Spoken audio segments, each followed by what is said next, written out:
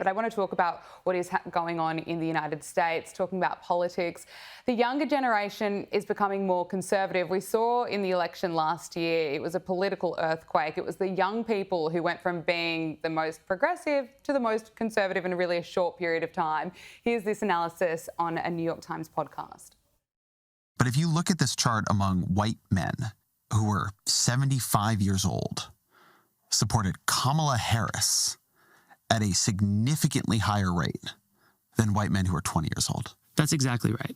That's a real shift. It is a real shift. This is the thing I am the most shocked by, I think, in the last 4 years, is that young people have gone from being the most progressive generation since the baby boomers, and maybe in some ways more so, to becoming potentially the most conservative. So Democrats are getting destroyed now among young voters. That's right.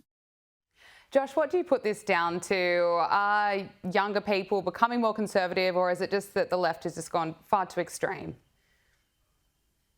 Well, I think that there are two things here. One is that young people in America have grown up in the shadow of a lot of failures, unfortunately. They've grown up in the shadow of multiple failed wars overseas, whether it's Iraq or Afghanistan. They've grown up in the shadow of an ever-escalating and skyrocketing national debt.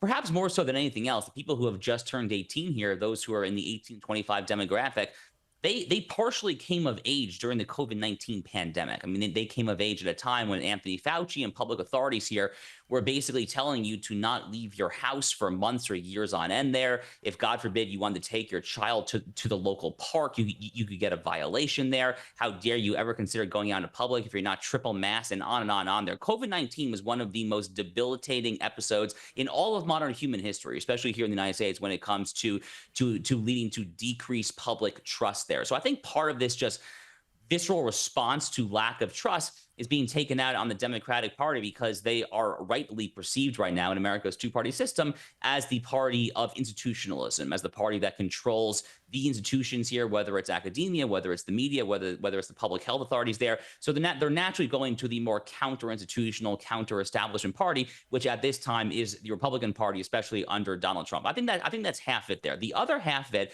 is that Donald Trump as an individual, just as a cultural icon there, is leading a cultural movement. The same way that Barack Obama led a cultural movement back for impressionable teenagers and 20-somethings back in 2008.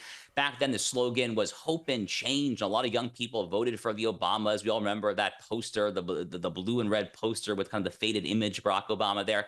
Well, MAGA actually, in kind of a weird way, actually is the equivalent of that in this particular decade. Donald Trump is absolutely leading a movement. The red MAGA hat is basically the closest successor to that hope and change poster back from 2008 there.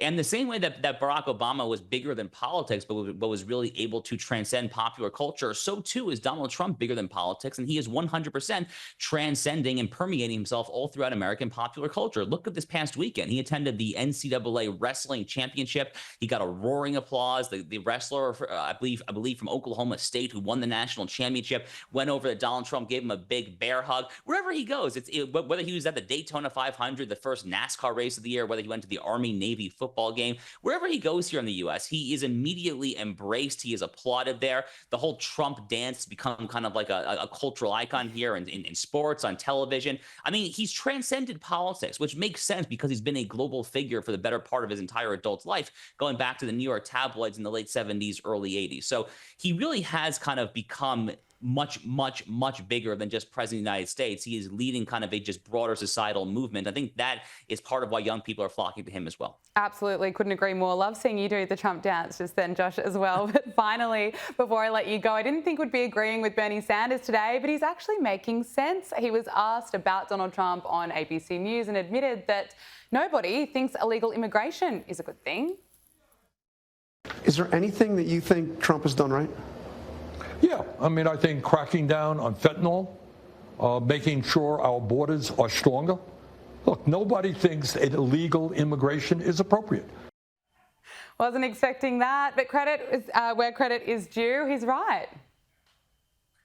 You know, I think back to the 2016 Democratic presidential primary. So that was really three candidates. It was Hillary Clinton, Bernie Sanders, and the former Governor of Maryland, Martin O'Malley. So back then, if memory serves, I think it was during this cycle. It was during a presidential primary debate that the topic of open borders came up.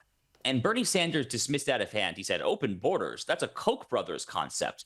Because you got to understand, Gabriella, Bernie Sanders came of age at a time when to be on the left was to support a closed border for big labor reasons, for labor union reasons, for the AFL-CIO, for people like that. And Bernie Sanders, I mean, look at the guy. He's been around the block for a long time. This is someone who, at his core, is a socialist. That is what he cares for. Yes. He's not necessarily, at his core, a woke neo-Marxist. He's someone who really cares first and foremost about socialist economics there. So, he doesn't support cracking down on illegal immigration for law and order reasons. He doesn't care about it for sovereignty or nationalism reasons or anything like that there. He supports it in theory. I guess in theory, because in practice, I'd have to see what kind of legislation he would actually support, right? But in theory, I guess he's mouthing off rhetorically support for this because these are kind of his old socialist, closed border, hike the wages of the working class talking points going back to the 1960s. I'm not belittling that, by the way. I happen to also agree with trying to spike the wages of the working class there. I support a more restrictionist immigration paradigm as well there. But the goal or the point here is that this is kind of just an out of context moment for Bernie Sanders. It kind of exposes that he is of a fundamentally different generation. He's been replaced in many ways by the young culture warriors, the Ilhan Omars, the AOCs. But frankly, if Democrats actually want to get back to being somewhat relevant on a national level here in the United States, they need to ditch the culture war and get back to their old blue-collar economics. Even if I don't always agree with those economics, at least they're talking about the issues that matter there. Bernie Sanders, in a weird way, as crazy as he is kind of a throwback to that. Josh Hammer, Senior Editor at Large at Newsweek, thank you so much for joining us. My pleasure. Thank you.